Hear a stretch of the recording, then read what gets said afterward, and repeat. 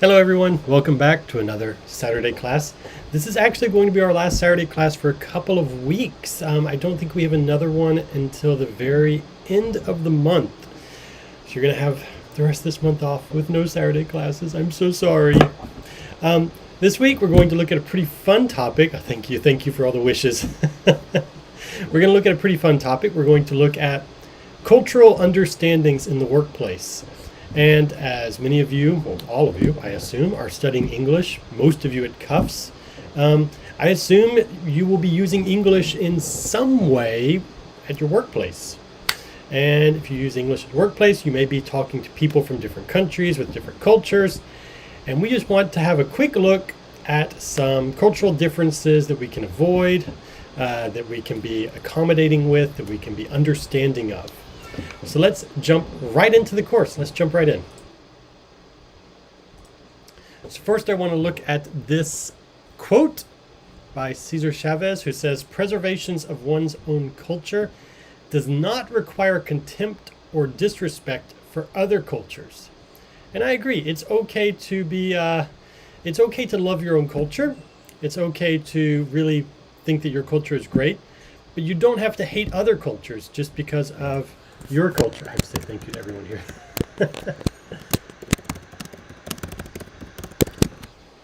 So many warm wishes. Thank you. Yeah, so this is important, I think, because some people look down on other people's cultures because they think their culture is best. This is actually something called, there's a word for this. It's called ethnocentricity. Ethnocentricity is, ethno means culture, centric means centered to you. You think it's, it's the center of the universe, basically. So ethnocentricity means that my culture is the best and yours is not so good. That's what it means. It's not a positive word. So try to avoid being ethnocentric is, I guess, my biggest recommendation. And that's what this quote is about. Don't be ethnocentric. It's okay to think your culture is great and to preserve it, but you don't need to disrespect other cultures just to keep your culture happy and safe. Okay, let's move on. Talk about some questions. Some cultural misunderstandings maybe you have had. So, what is a strange thing about American, British, Korean, etc. culture? What do you think is a strange thing? Or what is a common cultural mistake that foreigners make in Korea? Answer one or both of these questions in the chat. I want to hear your thoughts. What is a strange thing about American, British, Korean culture? What is a common cultural mistake that foreigners make in Korea? What do you think? Waiting for your answers in the chat.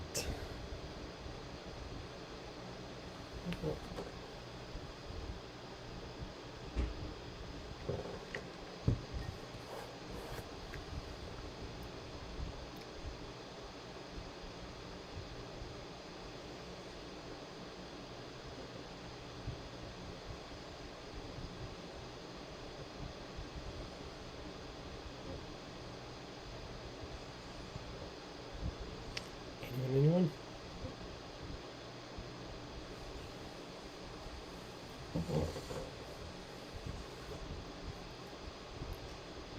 Any thoughts? Any thoughts about what is strange in American, British, Korean, etc. culture, or what is a common cultural mistake that foreigners make in Korea? Does anyone have any thoughts? Maybe it's just taking you guys some time to type. Wish we could talk. Wish we could have just a conversation without the chat room. That would be great. Much easier.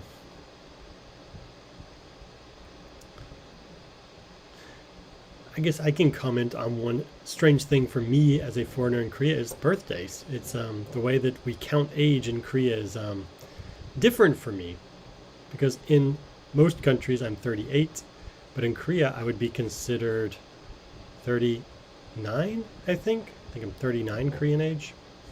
Yes, it's a little bit different. Let's see. Jenny says, many Westerners think Asia has a similar culture, but we have very different cultures. China, Japan, and Korea, we are so different. I agree. Yeah, people who don't know, people who are not familiar, think that the cultures are very similar. But as a foreigner living in Asia. I realize they're very, very, very, very different. It would be like saying that like China and Japan and Korea have the same culture is like saying that England and France and Germany have the same culture. They don't at all. They don't. So I understand. Let's see. Unju Shin says, I am not sure if it's cultural, but in English, the yes or no questions are quite confusing. These are the negative questions that Unju Shin is talking about. Like, you didn't have lunch, did you? Yeah, negative questions, if you didn't know this, negative questions in English and negative questions in Korea are different. So if I ask a negative question, like, you didn't have lunch, or let's have a different one. Let's see. Oh, you're not feeling hungry. Like, I'm saying you're not feeling hungry. In Korean, if you were saying you're not feeling hungry, you would say, no, I'm hungry. Or yes, I'm not hungry, because it's a negative question. But in English, it doesn't matter if it's a negative question or a positive question. You answer the same way. So if I said, oh, you're hungry? Positive question. Oh, you're hungry? Yes, I'm hungry.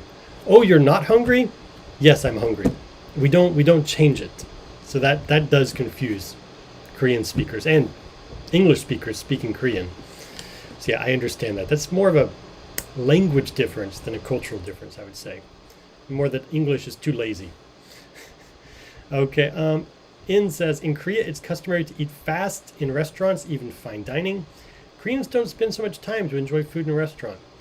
Yeah, I guess Americans would take our time, or Westerners in general take our time more. Wow, I haven't eaten in a restaurant in the West in so long, I don't even know anymore what's normal. It's been so long. Jenny says, Westerners ask South Koreans about North Korea, thinking that we know everything about North Korea. Yeah, not a lot. Yeah, I can understand that would be pretty frustrating and pretty annoying that you don't, it's not something you think about every day or that you've really studied a lot. So yeah, that would be pretty frustrating. Good. Have you had any cultural misunderstandings? Have you had any problems when traveling or when talking to a foreigner in Korea? Have you had anything personally happen to you? Think about that. We'll talk about that in a minute. If you've had any personal, I'll give you some of my examples if I can think of them in a while. For now, let's jump into the next slides. A few rules to think about when talking about cultural misunderstandings in the world, in English. Let's look at a few of these rules that I think are important. In the US, the UK, and many other countries, it is impolite to talk about the following topics, unless you are close friends. So in the business, in the workplace, I would highly recommend not talking about these things. Religion, politics, age, and money. But I'm going to put an asterisk on money. I'll talk about that in a second. But yeah, it's really not good to talk about religion in the workplace. It's just not appropriate, and you may cause some discomfort for other people, or you may cause fighting between religions, who knows. Politics is the same idea, basically the same thing. It's just good not to talk about politics in the workplace unless you're really close to your coworkers. You just don't want to cause division. You don't want to cause discomfort.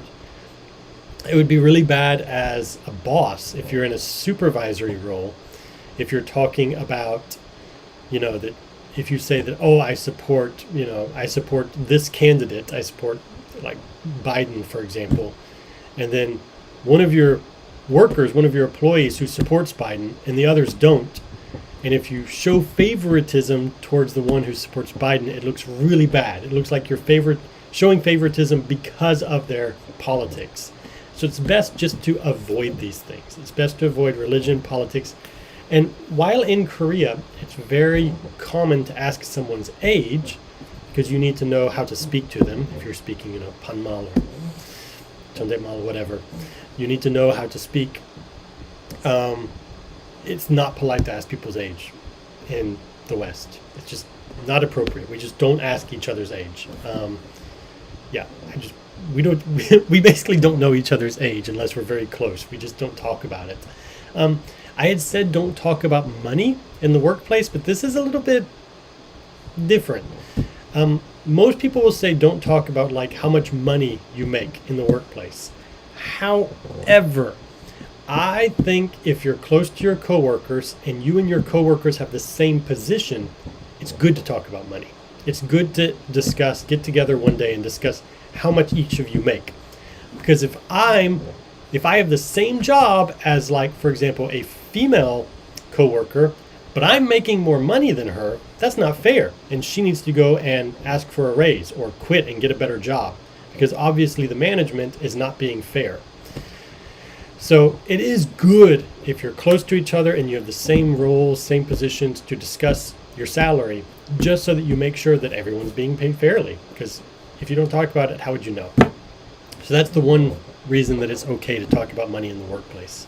Let me look at a few of these chats that are happening. Let's see. Injushin says, I learned that in some countries the sign language that signifies money or okay, it has a bad meaning. Yes, be careful with gestures, because gestures mean different things in different countries. Even I've made a mistake with this before. When I first went to England, my family lives in England. When I first went there, I would order like two drinks like this. You can't do this in England. You can do this, 2 drinks, front of your hand. But back, no, you can't do that. It's very, very rude. So even small things like that, even for me in a country where they speak English, you can make mistakes. So yeah, be careful with hand gestures. They mean very different things. And we count differently too. I think Koreans count like this, right? But Americans are known for doing this 3. We're very well known that this is how we count 3. 1, 2, 3. We don't do 1, 2, 3 or 1, 2, 3. We don't do that. Let's see. What is it? Jenny says, when I traveled to the U.S., I couldn't order coffee at Starbucks because the waitress told me she couldn't understand my English. She told you to go away. Wow, that's really rude. I'm sorry you had such a bad experience. Oh my goodness. That's terrible. She told you to go away? Wow. That's not nice. I can't believe that happened to you. Yeah, I don't have any story like that. I went to Hawaii like 5 years ago, 6 years ago. Wow, it's been a long time. But I hadn't been to America in like 5 or 6 years since that. And I hadn't had Starbucks in America for probably 10 years before that. So in Hawaii at the airport, I went to the Starbucks. And this is the first time I've gone to Starbucks in America in like 10 years. And I ordered my cafe latte and I wanted a little bit of sugar in it. And I couldn't find the sugar squirter thing that they have everywhere in Starbucks in Korea. It turns out you have to ask them and you have to pay. And they were like, you should have told us you have to pay for this, before you order your drink. And I said, it's sugar. It's sugar water. Really? So even I'm not used to some of the cultural differences in America and Korea now. I was really blown away that I have to ask for sugar water, 1 squirt of sugar water in my coffee. I couldn't believe that. Jenny, should I consider this discrimination? Yeah, that's discrimination. If they're telling you to go away, if they just say I can't understand you or something, I can maybe understand that they're not used to different accents. Their ears just aren't adjusted to it. Maybe, but telling you to go away, yeah, that's discrimination. Yeah, definitely. Yeah, Chung Do-eun says, oh, Jenny, you must have been so angry. Yeah, I don't think your English was that bad. It's not like you're holding a conversation about, a complex topic. You're ordering coffee. I don't think it was your fault. I think they just didn't want to understand you, which has happened to me in Korea before. Even though my Korean's not terrible, my pronunciation's not horrible, people will just look at me like, when I speak in Korean, they don't expect to understand me, so they don't understand me. Even though I'm speaking Korean, because they're expecting not to understand me, they automatically don't understand me. And that's happened before. So maybe something like that, I don't know. Jenny also says, my friend lives in the U.S., but they're scared to go out due to the crimes done to Asians after COVID. Yeah, I don't understand that. Yeah, in California even, they're saying that there's some Asian hate crimes. It's just, I've seen some of the videos. It's just wild. The U.S. is just a disaster in a lot of ways. Yeah, who pays for syrup? How rude. I agree. I didn't expect that. They were like berating me. They were scolding me like a child. Like, you should have ordered it with your coffee. You should have known. Like, I didn't know. Okay. Yeah. Next rule. Imitate. When meeting someone from a different culture or visiting a foreign country, if you do not know the customs, you should imitate people around you. Allow the other people to do things or say things first, then imitate their actions. This is something I have done in Korea, especially when I first got here. What do I mean? I mean that, like, for example, when I first got here and I went to a big dinner with my company, like hansik, lots of different side dishes, okay? I didn't know how to properly eat some of them. Like, okay, here's an example. In America, I would say in the West, it's common, most people don't like eating just white rice. They just don't eat white rice. If they have rice, they need to put soy sauce, kanjang, on it. They just mix soy sauce into the white rice. I know, kind of crazy, but a lot of people do it. I did it when I was growing up because I didn't know. So when I went to Hansik for the first time, my instinct was, if there's a little dish of soy sauce for dipping maybe fish or something in or something, my instinct was to grab it and pour it on my rice. I didn't. I watched people. I watched what other people did, and I imitated them. So I avoided making a faux pas. Faux pas. I'm going to try to write this in the... it has a really weird spelling. Faux pas is like a cultural mistake, basically. A cultural mistake. I avoided a faux pas. Yes, you want to avoid that. So imitate people around you. Just, if you don't know how to do it, watch what other people are doing. Let's see. Let me look at the chat again. Jenny, but the U.S. has done so many good things to around the people, too, including the vaccine. Yep, I think they developed one of the vaccines, but not all of them. I mean, some of the vaccines were developed in different countries. And I mean, yeah, I guess. But the problem is that the U.S. has low vaccination rate. They have lots of vaccines. Anyone can get one, but their vaccination rate is pretty low. But we're not talking about the vaccine today. We're not going to talk about that. Minju Shin says, in Korea, usually when foreigners order something, the people working there try to understand, but the waitress you met was very rude.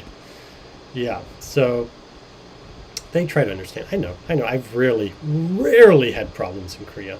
But I've been here so long, I have had some problems, so I can talk about them. But it is very rare. I agree. Okay, the next rule. Avoid stereotypes. Although there are some positive stereotypes, for example, all Koreans are good at math, avoid all stereotypes in conversation, even positive ones. Even positive stereotypes are rude and show your ignorance. Yeah, just avoid stereotypes. They're not all true. Yeah, just avoid stereotypes. It's just a good way to do it. I thought, this will show my stupidity, one of the very first Koreans I ever met. Now, you have to understand, I grew up in the countryside. I grew up in a town where there were more cows than people. I am deep from the countryside.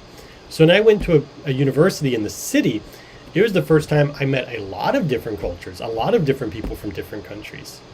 And somebody in my dorm was from Korea, and he was excellent at taekwondo. It was like his hobby.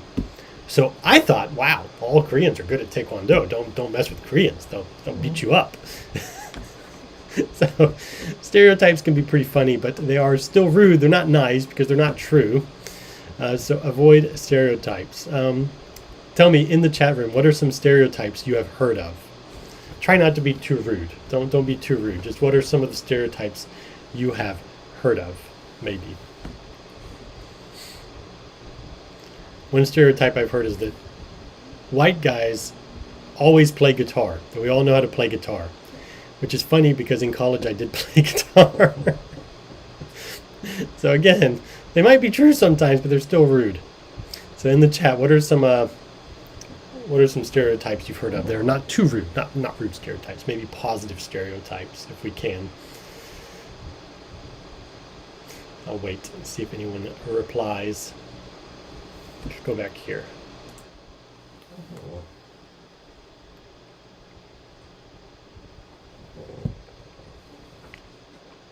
Sophia says, one day I asked my American coworker, do you want to eat some pineapples? He said, no, thank you. I asked one more time because it's so delicious. And he said, I said no.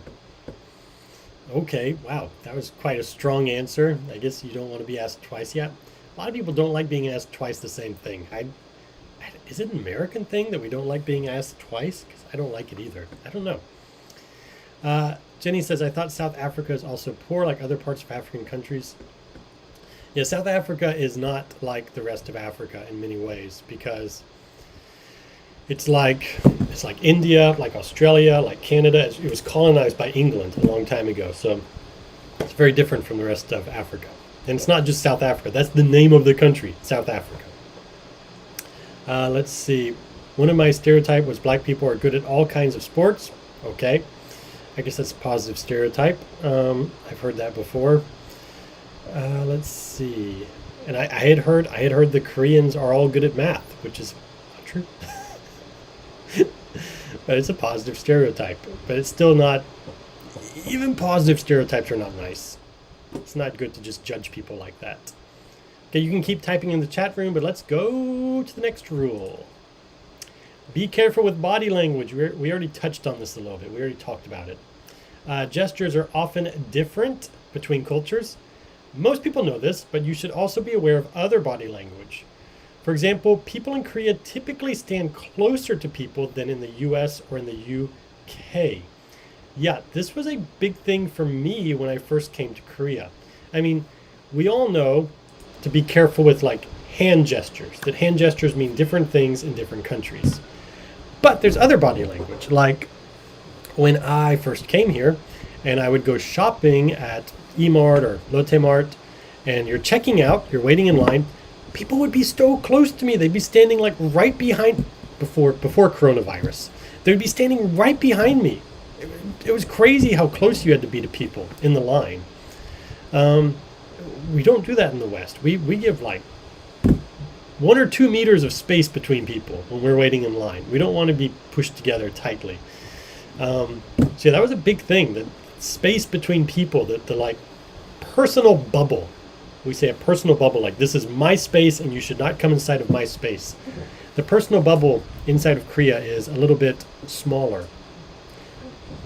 It could be, this is just my conjecture, my guess. It could be that in Korea where the land space is so much smaller and the cities are so packed with people that there just isn't as much space. So people are used to being tight together. Whereas in the US, there's so much space and people are used to having space between them.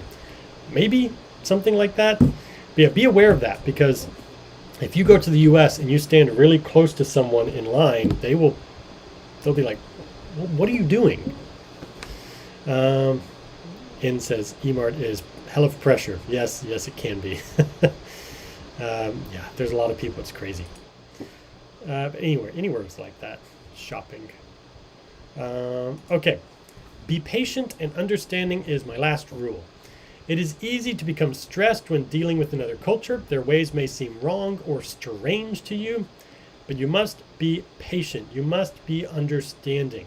Be open-minded, and if you have something bad to say, remain silent. Yeah, we say, we have a saying in English, I'll write it in the chat. If you don't have anything good to say, don't say anything at all. Yeah, so if you don't have anything good to say, don't say anything good at all. That's just a good rule. Not just for cultural differences, just anything. If you don't have something good to say, don't say it. If you just have something bad to say, just keep it quiet, because it's not going to help people. It's not going to improve your relationships. Yeah, that's kind of my tip. So just be understanding. I think you guys know that. Be patient. Just because a culture does something differently from you doesn't mean it's wrong. One kind of example is in the US, less so now, it's becoming less common because of money, but still quite popular, I did it, is when you turn 18, when you finish high school, you move out. You don't live with your parents anymore. You got to go figure out your life. You got to go to university and then find your own house, and yeah. Whereas in Korea, you typically live with your parents until you get married, saving money, which makes sense. Are either one wrong? No, they're just different. They're just different. Yeah. Okay, let's look at this practice activity. I want to talk about some of these. So if you can answer one or maybe two of these questions in the chat, that would be great. So let's look at these questions very quickly. Have you ever traveled to another country? What was a cultural mistake that you made while there? Or number two, have you ever experienced culture shock?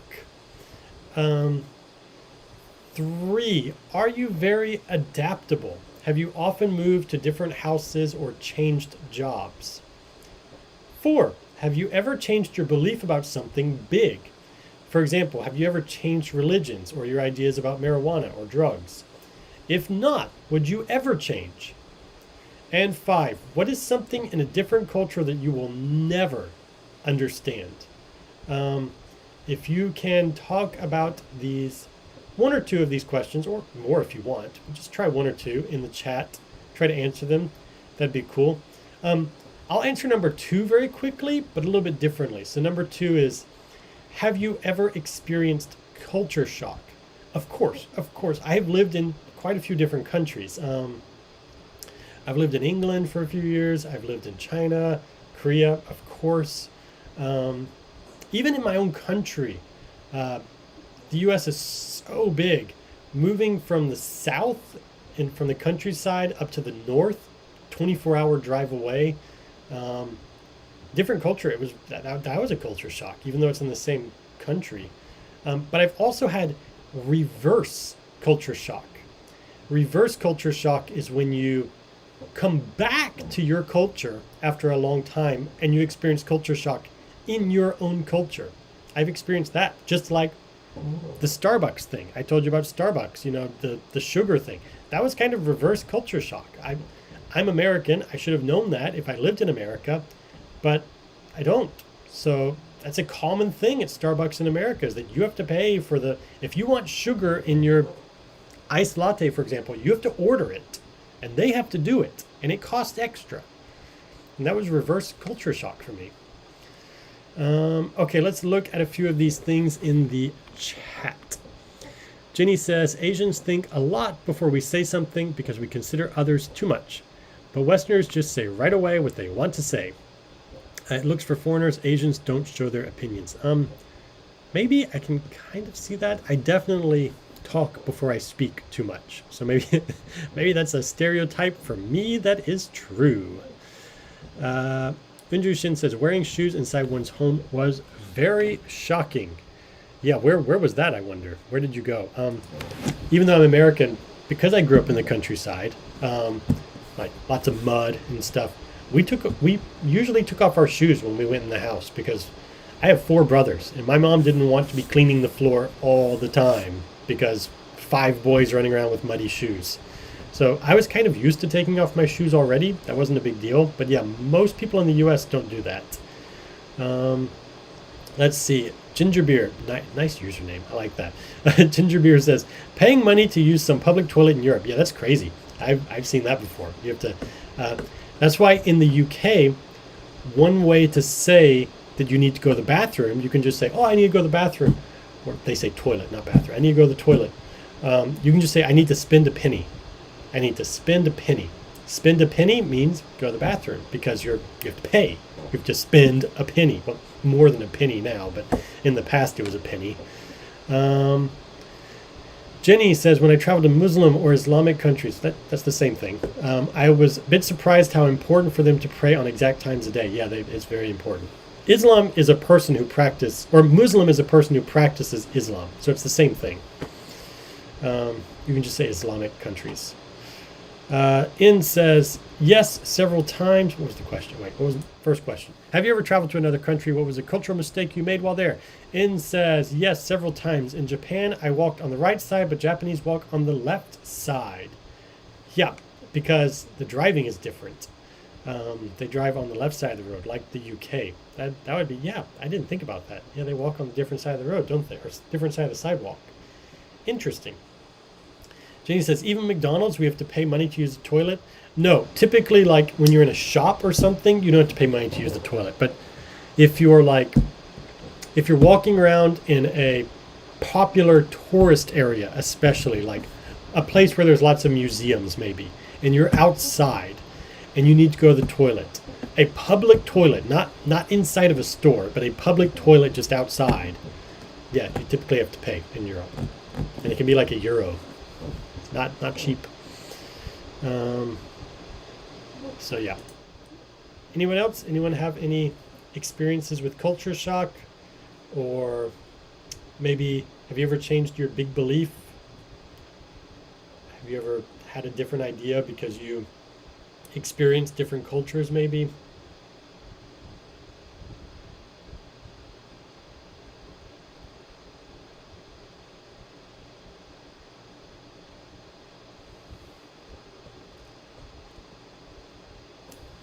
I'll wait in the chat room for another minute and see.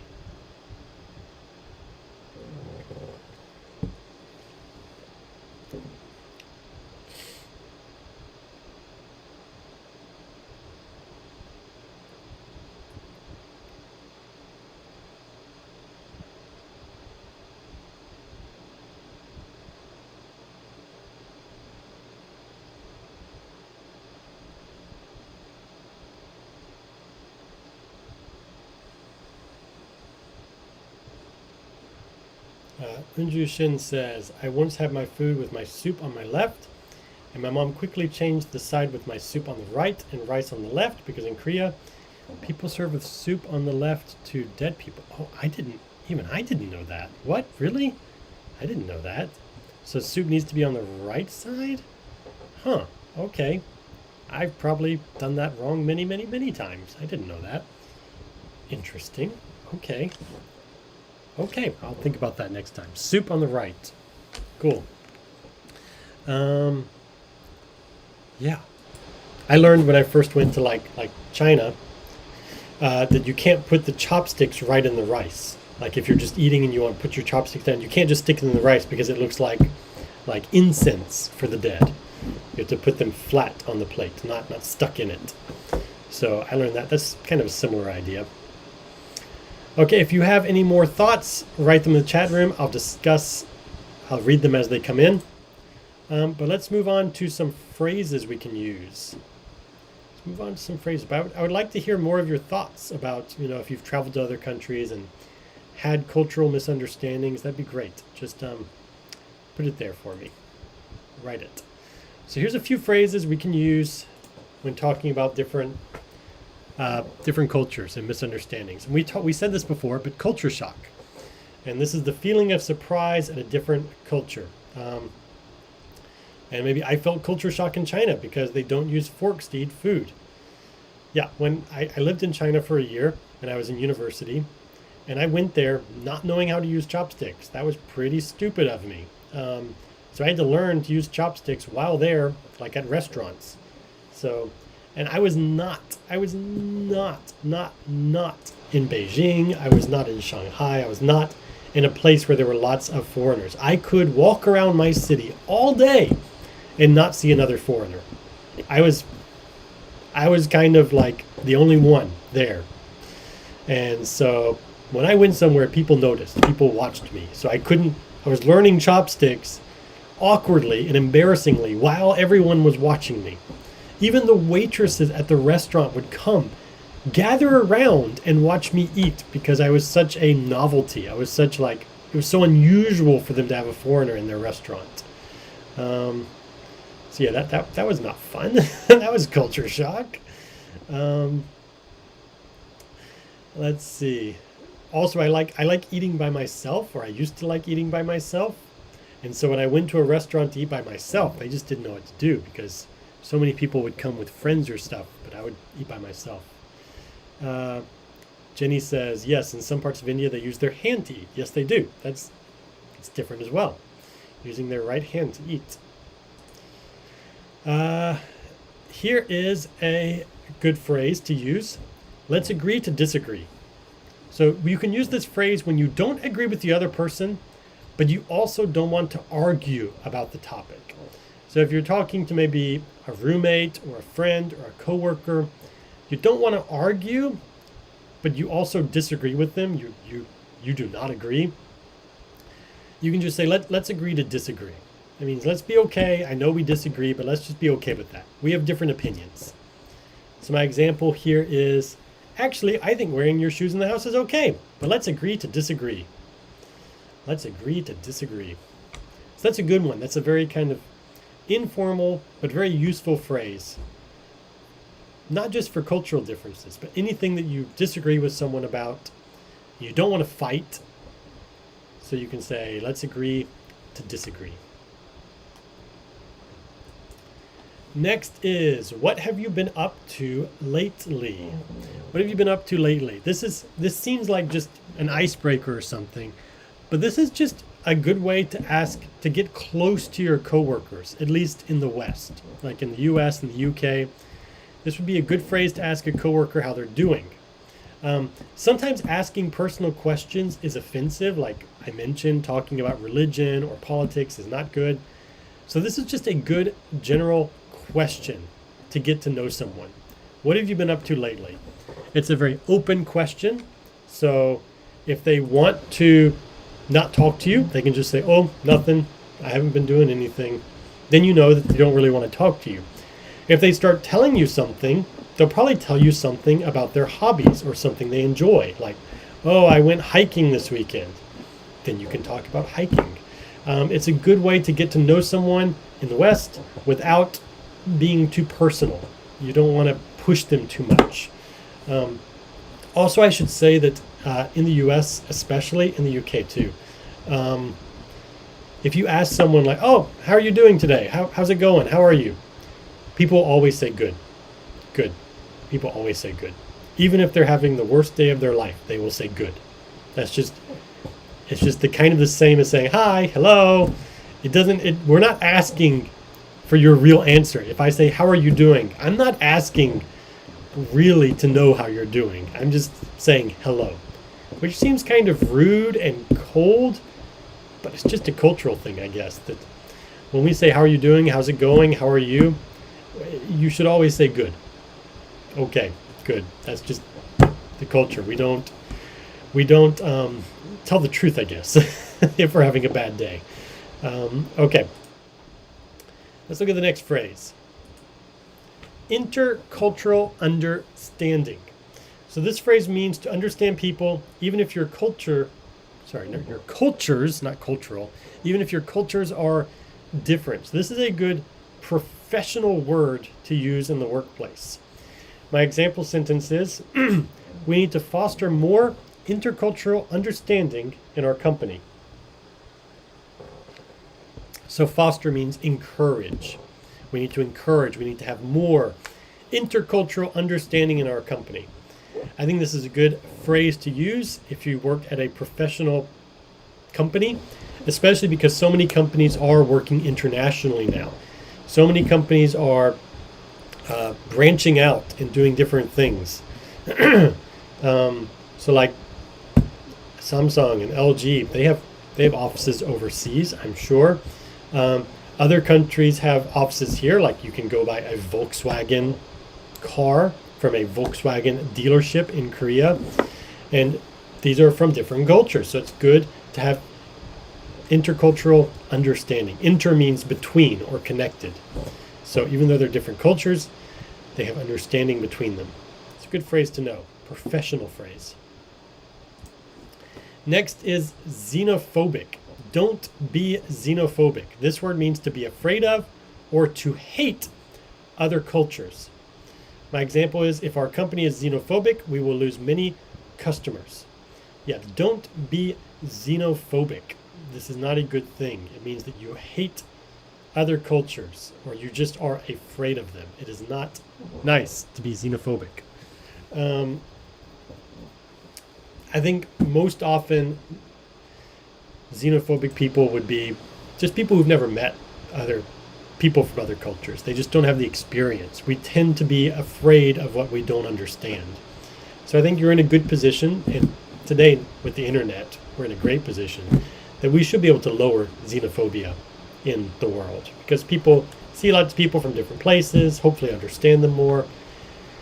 But again, that works reverse. The internet is not all good. You see bad things, so maybe you learn to hate other cultures because you see bad things about them on the internet. I just say try to be understanding. So yeah, try to avoid being xenophobic. It's not good. And remember, phobic means fear. Phobia. Phobic is fear. Let's see, small talk.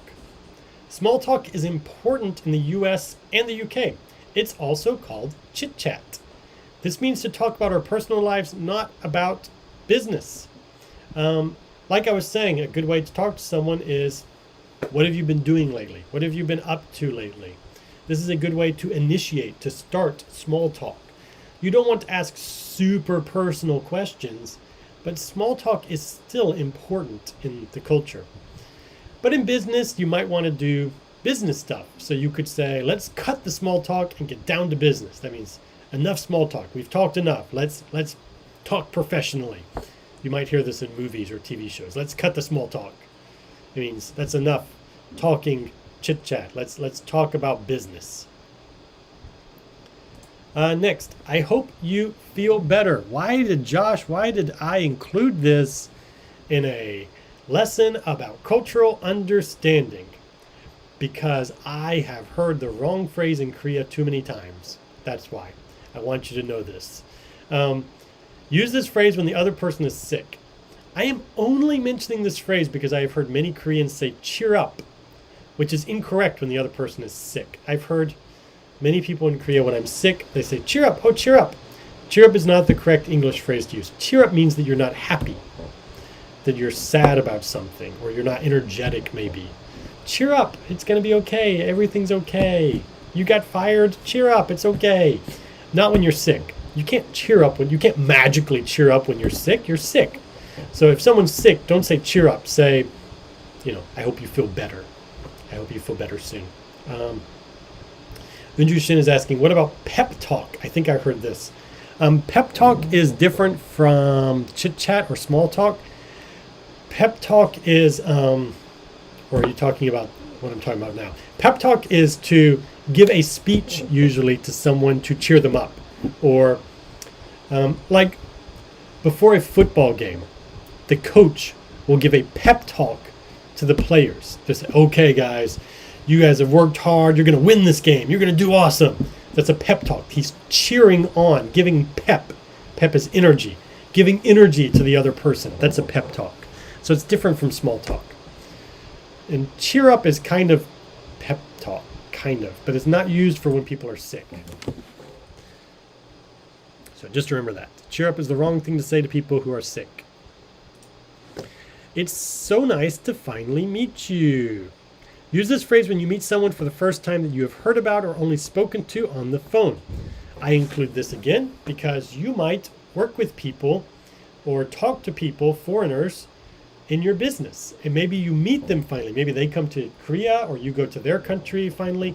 This is a good thing to say when you're meeting someone in person for the first time that you've talked to before, or you've heard about them before, at least.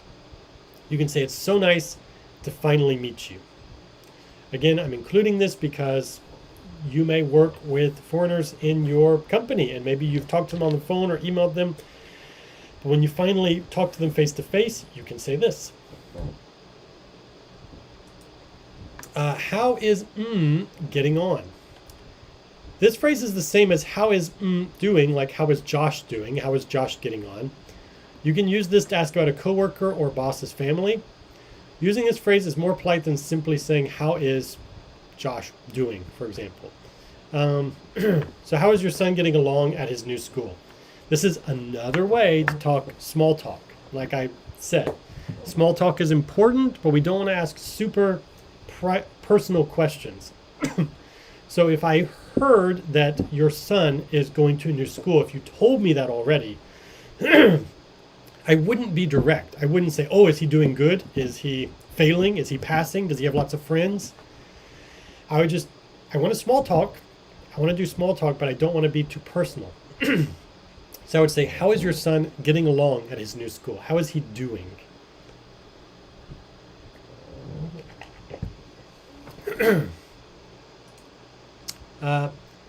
This is just a little something that I picked up at.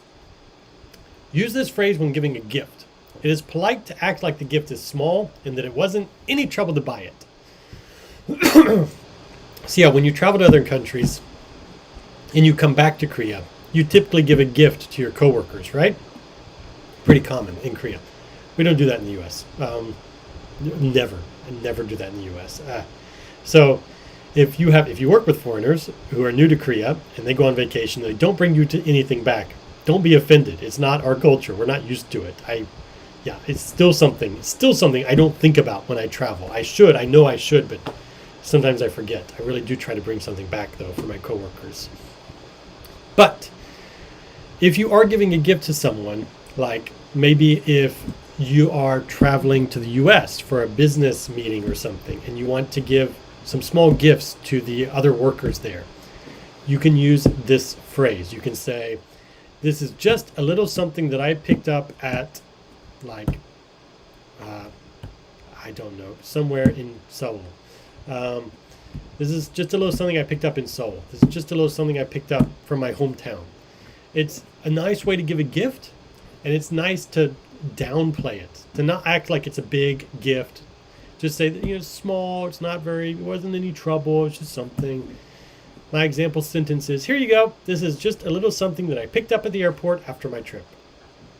So it's nice, and it doesn't put a lot of pressure on the other person. And yeah, it's just a nice way to say it. This is just a little something that I picked up. Let's see. Bottoms up. Of course. Different cultures have different drinking cultures as well. Bottoms up, this phrase is the same as cheers. It is said when drinking alcohol with other coworkers or customers. So you can say, let's get this party started. Bottoms up. And what it means is that when you have a glass, I have water in this, so I'm going to be careful. This is the bottom, and when you drink it, the bottom goes up. So it's bottoms up. So you're drinking. It means let's drink. The bottom goes up. If you really want to do bottoms up, you do really bottoms up. If you're drinking, I don't know, crazily. In Korea, they say one shot. We don't say that in the West. I had never heard that till I came to Korea. It makes sense, but I'd never heard it. So yeah, different cultures. We don't. I think different cultures have different drinking cultures too. We drink more slowly in the U.S., I think, typically. In Korea, they drink pretty quickly, I have found, when I try to drink with other people, which I don't do often. Let's see. Next phrase is, it won't happen again. When apologizing for something, you can use this phrase to explain that you won't make the same mistake again. Again, this is good when dealing with the boss or a coworker, someone from a different culture, if you're using English. So you can say, I'm so sorry that I was late. It won't happen again. This is a fixed phrase, so you don't need to be creative with this. Just, it won't happen again. It means I'm not going to do it again. It won't happen again. I'm going to go through these a little bit quickly because we're running out of time, as usual. I'll get back to you on that. Use this phrase when you don't have an answer.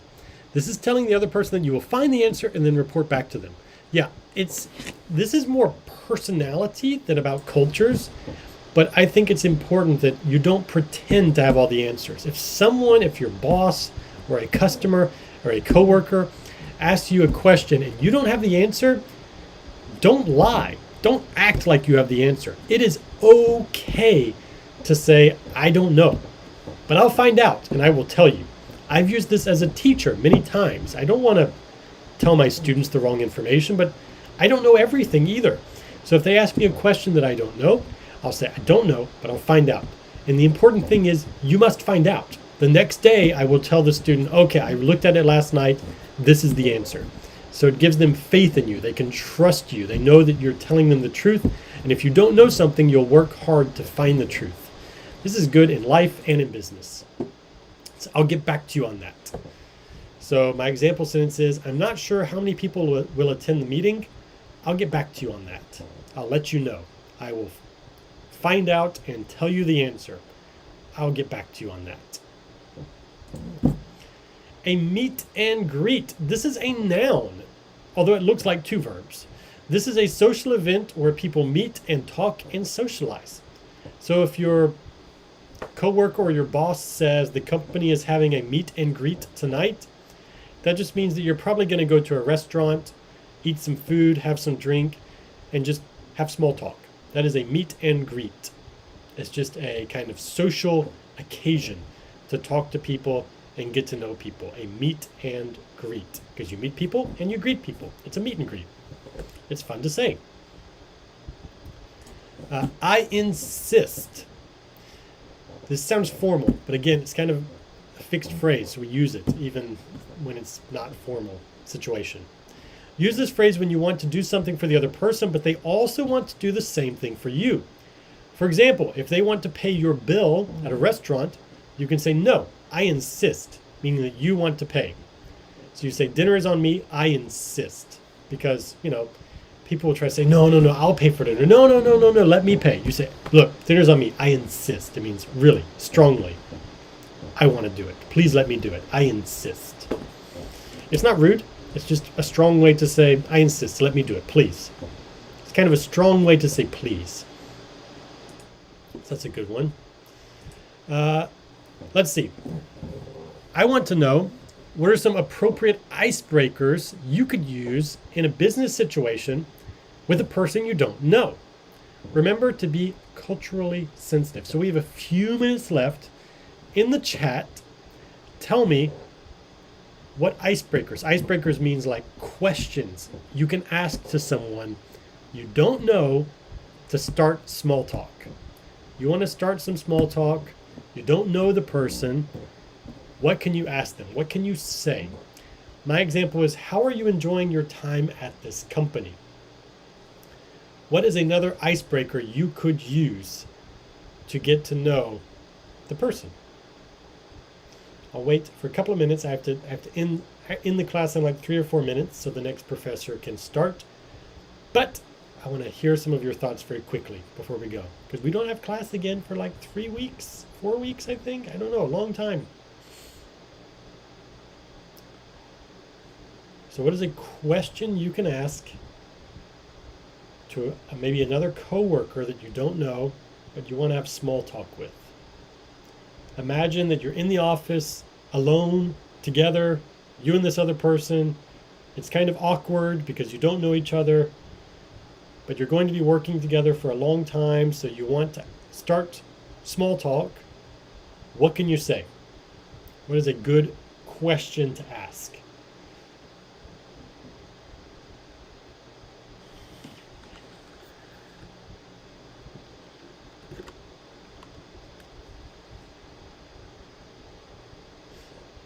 Unabe says, talk about the weather and ask if that person likes hiking. Good, yeah, talk about the weather. Maybe instead of asking directly, do you like hiking? Because the person might say no, and then the conversation's kind of dead. Just say, oh, the weather was so nice this weekend. What did you do? Because you're saying the weather was nice, it was outside. What did you do? Maybe they like hiking, maybe they don't. Maybe they went shopping, maybe they just watched movies.